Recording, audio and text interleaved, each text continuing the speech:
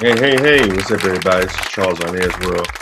Degree I. Hit that thumbs up button. We are going to check out this book called Gangsters of Harlem. It's on Audible.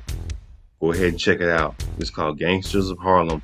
We're going to go ahead and check out this book. I'm going to come back with my reaction. Thumbs up button. Appreciate you guys. Let's check it out. 1974.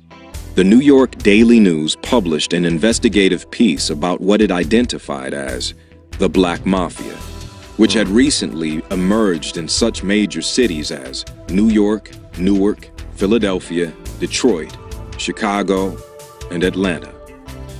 Police sources estimated that black gangsters now controlled 30% of the narcotics trade in black neighborhoods nationwide. In East Harlem, they were moving into the territory long controlled by La Cosa Nostra godfather, Carmine Tramunti. They call themselves the Black Mafia, the family, or the organization, said Arthur Lewis, director of the DEA's Office for South Jersey, Pennsylvania, Detroit, Chicago, and Atlanta. These groups have money and power and are rapidly gaining more influence. They are operating on an interstate or international level. They are engaged in a struggle with old-line criminal groups for either all or a share of the heroin and cocaine traffic. They are ruthless and do not hesitate to kill either their competitors or their associates to establish control or authority. Given the monetary stakes involved in the narcotics trade, a brutal internecine gang war broke out in New York City, resulting in the deaths of 100 black mobsters between June 1973 and June 1974. As a sign of the changing times, few, if any, of these murders resulted from rivalries between black groups and the old established white mafia. Federal and New York City officials were convinced that Harlem gangsters controlled New York's drug distribution, and that their operations extended as far as Baltimore, Atlanta, and Detroit. The gangsters had created a serious heroin problem in New York City, compelling the DEA to set up a unique task force called the United Intelligence Division. Its mission? To consolidate law enforcement activities against these major traffickers. Federal authorities provided the Daily News with a list of the 10 richest and most violent black gangsters in New York City. All were narcotics traffickers. And although he had been a fugitive for nearly a year, Frank Matthews, now 30 years old, topped the list. At number 2 was a Harlem gangster, who in Matthews' absence had become the leading godfather of New York City's black underworld. LEROY Nicky Barnes. Like Matthews, Barnes brought his own style to the criminal business. Everyone in the Big Apple knew who Barnes was and what he did. Yet, despite the risks of keeping a high profile, Barnes still managed to do it his way. As a Teflon Don, long before John Gotti bullied his way onto the New York scene.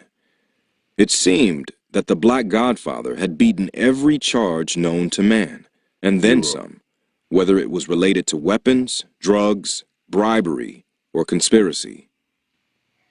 Authorities had arrested Barnes 13 times, and 13 times they had to set him free. Witnesses to Barnes' crimes would disappear during his trials, sometimes permanently. Barnes led a lavish lifestyle, but always seemed to escape tax evasion charges. Harlem had no better way to pay tribute to the man who tweaked the nose of authority than by calling him Mr. Untouchable. By 1973, Nicky Barnes had become a legend in New York City, and the local brothers and sisters were in awe of the man they called the Black Godfather. The muscular, compact, and confident-looking Barnes wore chic designer glasses and fashionable threads, and drove the latest model luxury cars. He grooved through Harlem like street royalty. In describing how people reacted in Barnes's presence, when he swaggered into a Harlem night spot, one detective who investigated Barnes said, It's like the Godfather movie. Bad, bad Leroy Brown. They say his fans believe the song was written for him. Will get steadily played on the jukebox. And Nicky Barnes will walk through his admirers, being treated like a goddamn pope. Even today, law enforcement officials who prosecuted and investigated Barnes acknowledged that he was a formidable adversary. Barnes had a certain kind of magnetism and had a reputation as being a man we couldn't catch, recalled Bob Sear, who became an assistant U.S. attorney in the Southern District of New York in 1973. Robert Fisk, who prosecuted Barnes in 1977, described him as the most powerful and venal drug trafficker in New York City in the 1970s. But Fisk also recalled that Barnes had a remarkable presence and an aura of leadership emanated from him. Like Bumpy Johnson, Mr. Untouchable had a keen sense of public relations, and he knew how to be active in the community and blend in with the good folk. Barnes dealt in smack and human misery, but he gave out free turkeys to local homeless shelters and toys to children at Christmas. Barnes created a dual image, recalled Lou Rice, former special agent in charge, DEA New York Division. Law enforcement knew him as a ruthless gangster who sold drugs, destroyed young people, and deferred dreams. A lot of people saw him as a kind of Robin Hood who gave out turkeys to the poor. Russ Crawford, a retired New York State police officer who grew up in Harlem, recalled the time when he was a youngster growing up in Harlem, and Nicky Barnes recruited him to play in the Battleground tournament at 152nd Street. Barnes loved basketball, and he had watched me play, Crawford recalled. He had a community basketball team called, of all names, the Syndicate, and he recruited me. Barnes gave me one of the team's orange and black uniforms and picked me up every Saturday when we had a game. That went on the entire summer of 1973. Everybody in Harlem knew what he did, but he never tried to bring me into the drug business. It was strictly about basketball.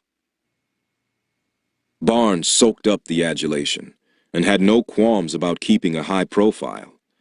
Yet the public knew little about his early life.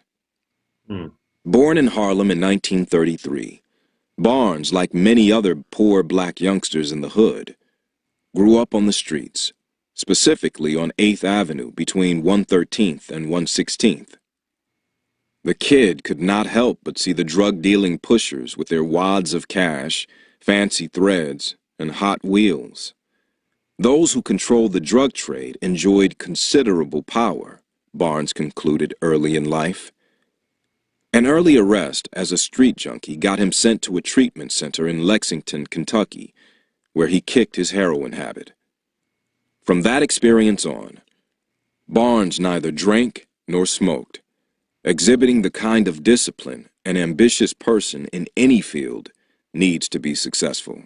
In the mid-1950s, Barnes became a drug pusher, working as a mid-level operator for Dominican traffickers. Caught in a sting in 1959, Barnes was sent off to Greenhaven Prison in Stormville, New York, where he met Matthew Madonna, a swarthy-looking Italian drug dealer. As a member of the Lucchese crime family, Madonna had good contacts to La Cosa Nostra. The two cons had a lot in common. They would stay up late at night, gabbing about ways they could get rich in the drug trade. Upon his release in 1962, Barnes headed straight back to the drug trade until 1965, when police caught him with $500,000 worth of smack. It was off again to Greenhaven, this time for 25 years. At that point, it seemed that Barnes's life was going to go nowhere except the slammer. This time, however, he met another gangster who would change his criminal life. The fallen angel was Joe Gallo, a wiry, fair-haired gangster with a short fuse. At age 21, Gallo was arrested for burglary. His behavior at his trial was so weird that the court sent him to a hospital for a mental examination.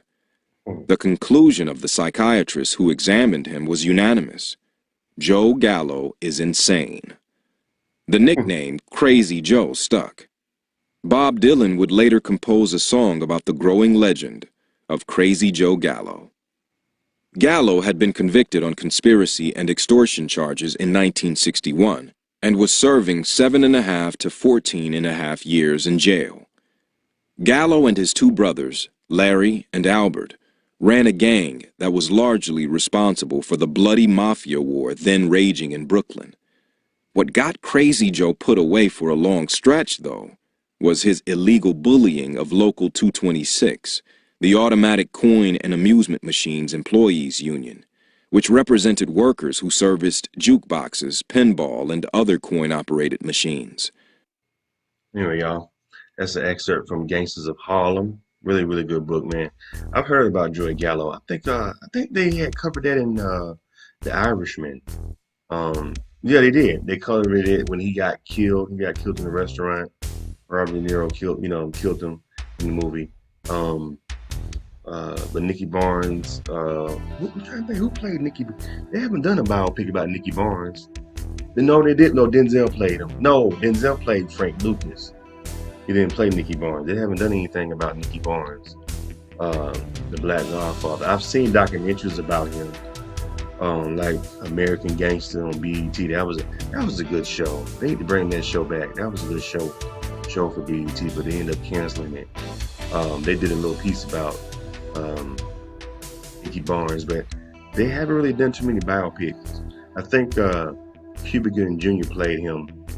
He had a small part in that movie with Denzel. He played Frank Lucas, American Gangster, which has got the same name as the TV show with Denzel. But anyway, what do y'all think? It's called Gangsters of Harlem. If y'all want to listen to the rest of this book, go ahead and check it out on Audible.